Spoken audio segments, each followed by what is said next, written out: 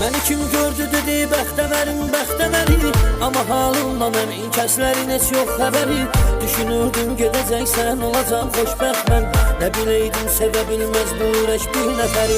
Sevəcək bəlkə də bir gün, amma müddət çəkəcək. Nə biləydi belə çox sevsə də həsrət çəkəcək. Bilirəm ki yazəcək dərdin əlindən usanıb. Bu qədər sevdiyinə bir dəfəlik xərc çəkəcək. Səhv eləyib verdim ürək, belə olmazdı gərək. Heç belə olmazdı gərək, belə olmazdı gərək. Ay dediyim gəldi kələk, belə olmazdı gərək. Heç belə olmazdı gərək.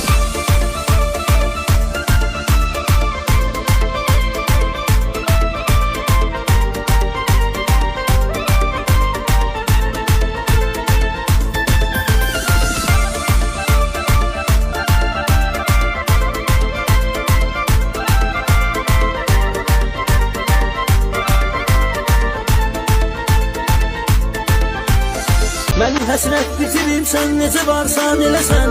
O qalıbdır mənə baxdıqca qıraqdan güləsən. Sənin uğrunda bu vəziyyətlərə düşdüm mən axıb. Sadəcə bir şey bilirəm sənə dəyməzdi yaxın. Bu olanlar mənə dərs oldu şükür çəkmədi dağ.